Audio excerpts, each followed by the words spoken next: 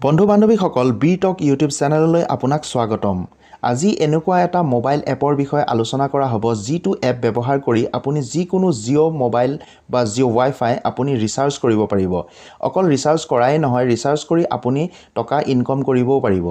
PhonePe বা Google pay আন এপৰ সহায়ত আপুনি ৰিচাৰ্জ কৰিব পাৰে সঁচা, কিন্তু তাত আপুনি কমিশ্যন নাপায়। আপোনাক কমিশ্যন সেই কোম্পানীয়ে নিদিয়ে। কিন্তু এই যিটো আজি এপৰ বিষয়ে মই ক'ম, সেই এপটোত আপুনি মোবাইল ৰিচাৰ্জ কৰাৰ লগতে আপুনি টকাও ইনকম কৰিব পাৰিব। এপটো হৈছে জিঅ' POS লাইট। অৰ্থাৎ এই এপটো কেনেকৈ ইনষ্টল কৰা হয় বা সেই ইনষ্টল কৰি কেনেকৈ এড মানি কৰা হয় বা তাত কেনেকৈ পইচা এড কৰা হয় আৰু কেনেকৈ ৰিচাৰ্জ কৰা হয়, সেই সকলোখিনি এই ভিডিঅ'টিত কৰি দেখুওৱা হ'ব। গতিকে ভিডিঅ'টি স্কিপ নকৰাকৈ শেষলৈ চাব। আহক এতিয়া আমি ভিডিঅ'টো আৰম্ভ কৰোঁ। প্ৰথমে মোবাইলত থকা গুগল প্লে ষ্ট'ৰ অ'পেন কৰিব। অ'পেন কৰাৰ পিছত টাইপ কৰিব জিঅ' POS লাইট, এনেকৈ ওলাই আহিব। এতিয়া সেইটোত ক্লিক কৰিব। ক্লিক কৰাৰ পিছত মোৰ যিহেতু ইনষ্টলেই হৈ আছিল, সেইকাৰণে ইয়াত ডাইৰেক্ট ওলাইছে। অ'পেনত ক্লিক কৰিব। ক্লিক কৰাৰ পিছত ইয়াত চাওক তললৈ লগ ইন আৰু ৰেজিষ্টাৰ নাও। যদি নতুনকৈ আপুনি ইনষ্টল কৰিছে তেন্তে ৰেজিষ্টাৰ নাওত ক্লিক কৰিব। ক্লিক কৰাৰ পিছত ইয়াত অপশ্যন আছে চাওক, ওপৰত এক্টিভেশ্যন এণ্ড ডিভাইচ পাৰ্টনাৰ, সেইটোত চিলেক্ট কৰি জেনেৰেট OTPত ক্লিক কৰিব আৰু ওপৰত ইমেইল ID দি দিব।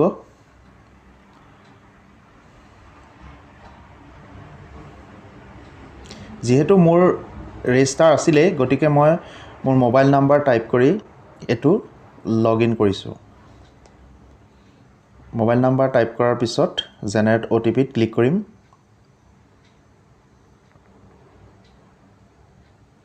ক্লিক কৰাৰ পিছত মোবাইললৈ বা চিমটোত এটা OTP আহিব। সেই OTPটো ইয়াত টাইপ কৰাৰ লগে লগে লগ ইন হৈ যাব। এতিয়া মই OTPটো টাইপ কৰিছোঁ। এতিয়া চাওক মোৰ লগ ইন হৈ গৈছে। মোৰ একাউণ্টত 8 টকা 32 পইচা আছে। এতিয়া মই ইয়াত লোড মানি মানে ইয়াত ৱালেটত পইচা এড কৰিম। এড কৰিবৰ কাৰণে এড মানি ক্লিক কৰিব। ক্লিক কৰাৰ পিছত তলত চাওক 1000, 2000, 2500 আপুনি যিমান ইচ্ছা কৰিব পাৰে ইয়াত। ইয়াতে কমিশ্যনটো আপোনাক লগে লগে দিয়ে। 2000 কৰিলে আপুনি 2083 টকা 32 পইচা পাব। আপুনি চাই ল'ব পাৰে ইয়াত কিমান আপুনি কিমানত কিমান পায়। 2700 যদি কৰে 2812 টকা পাব। 2812 টকা 48 পইচা। আকৌ 3000 যদি কৰা যায় তেন্তে 3124 টকা 98 পইচা। 124 টকা 98 পইচাটো আপুনি কমিশ্যনটো আগতীয়াকৈ দি দিয়া হয়। এতিয়া মই 3000 টকাই কৰিম ৱালেটত ৰিচাৰ্জ। ৱালেটত এড মানি কৰিম। 3000 টকা টাইপ কৰাৰ পিছত প্ৰচিড আছে, সেইটোত ক্লিক কৰিব। ক্লিক কৰাৰ লগে লগে নেক্সট ষ্টেপ ওপৰলৈ আপুনি আহিব। ইয়াত চাওক লোড মানি।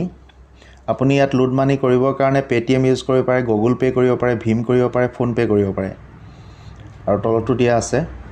নেট বেংকিঙো কৰিব পাৰে, ডেবিট কাৰ্ড বা ATM কাৰ্ডো ইউজ কৰিব পাৰে। মই গুগল পে' ইউজ কৰিম। গুগল পে' ইউজ কৰাৰ লগে লগে এনেকৈ আহিব। চাওক স্ক্ৰীনটো ব্লেংক হৈ গৈছে। গুগল পে' বা ফোনপে' যিখিনি পে'মেণ্ট এপ আছে সেইখিনি আপোনাৰ অ'পেন কৰিলে স্ক্ৰীন ৰেকৰ্ডিং কৰিব নিদিয়ে, ব্লেংক হৈ থাকে। স্ক্ৰীন ৰেকৰ্ডিঙত ব্লেংক দেখা পাব আপুনি।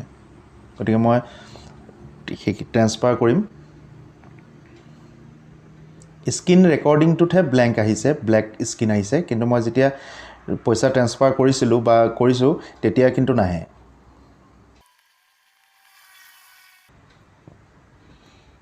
মোৰ ট্ৰেন্সফাৰ হ'ল। ইয়াত চাওক 3133 টকা। 8 টকা আগৰ আছিলে, সেইখিনি প্লাছ হৈ আহিছে 3133 টকা। এতিয়া ইয়াত মই যিকোনো জিঅ' ৰিচাৰ্জ কৰিব পাৰিম আৰু জিঅ' মোবাইল ৰিচাৰ্জ কৰাৰ লগে লগে ৱাইফাইও কৰিব পাৰে। কৰাৰ লগে লগে কমিশ্যনটো ইয়াৰ পৰা আপোনাৰ পইচাটো কাটা যাব। কমিশ্যনটো আগতীয়াকৈ দি দিছে, গতিকে ইয়াৰ পৰা মাইনাছ হৈ গৈ থাকিব। মোৰ যিটো নাম্বাৰ ইয়াতে আছে সেই নাম্বাৰটো মোবাইলতে আছে, গতিকে মেছেজখিনি আহি গৈছে। মেছেজ আহি যাব যে আপোনাৰ ৱালেটত পইচা এড কৰিছে বুলি।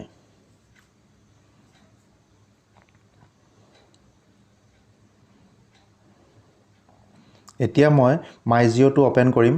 মাই জিঅ' অ'পেন কৰাৰ পিছত মোৰ ৰিচাৰ্জ পেক শেষ হৈছে আৰু 2 দিন আছে শেষ হ'বলৈ, গতিকে মই এই নাম্বাৰটোতেই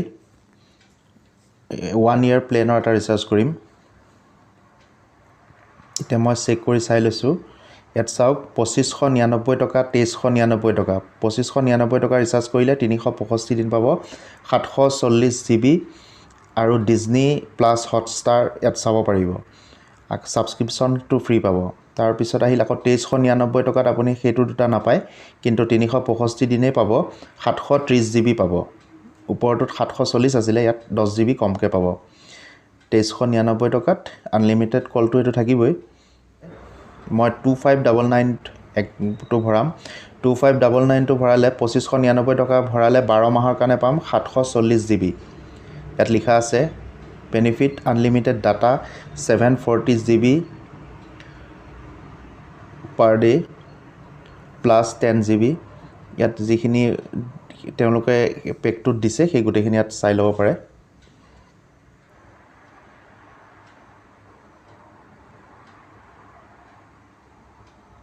জিঅ' POS এপত আহিলোঁ। অহাৰ পিছত ৰিচাৰ্জ অপশ্যনত ক্লিক কৰিলোঁ। ক্লিক কৰাৰ পিছত এতিয়া মই ইয়াত মোবাইল নাম্বাৰটো টাইপ কৰিব লাগিব, যিটো মোবাইলত মই ৰিচাৰ্জটো কৰিম। জিঅ' ৱাইফাই জিঅ' নাম্বাৰ ইয়াত আপুনি অনলি খালি জিঅ'হে ৰিচাৰ্জ কৰিব পাৰে, বেলেগ ৰিচাৰ্জ কৰিব নোৱাৰিব। এতিয়া মই মোবাইল নাম্বাৰটো ইয়াত টাইপ কৰিম।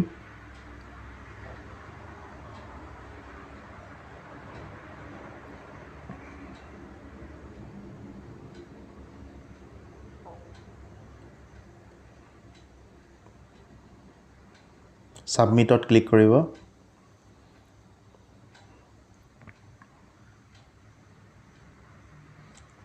ছাবমিটত ক্লিক কৰাৰ পিছত যিটো ৰিচাৰ্জ কৰিব সেইটোত চিলেক্ট হৈ গ্ৰীণ বটমটো চিলেক্ট হৈ থাকিব লাগিব। এতিয়া মই 2599টো কৰিম, গতিকে তাত গ্ৰীণ বটমটো চিলেক্ট হৈ আছে আৰু বাই বটমটোত ক্লিক কৰিম। ক্লিক কৰাৰ পিছত এমপিন বিচাৰিব। প্ৰথমে যেতিয়া ৰেজিষ্টাৰ কৰিব তেতিয়া এমপিন ছেট কৰিবলৈ দিব, তেতিয়াই ছেট কৰি ল'ব। সেইটো ৰিচাৰ্জত যেইবাৰে ৰিচাৰ্জ কৰিব সেইটোতে আপোনাৰ পিনটো এণ্টাৰ কৰিব লাগিব, গতিকে পাহৰি যাতে নাযায়। হৈ গ'ল ৰিচাৰ্জ।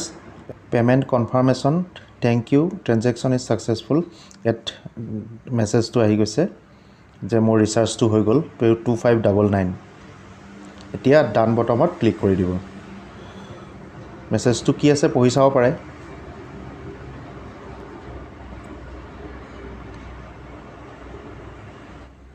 এতিয়া চাওক মোৰ বেলেঞ্চটো কাটা গ'ল, 534 মোৰ বেলেঞ্চ আছে। 2599 ৰিচাৰ্জ কৰাৰ পিছত মোবাইলত 1 yearৰ বাবে 534 মোৰ ৱালেটত 534 টকা আছে। এতিয়া মই সেইখিনি দি আন মোবাইলো ৰিচাৰ্জ কৰিব পাৰিম।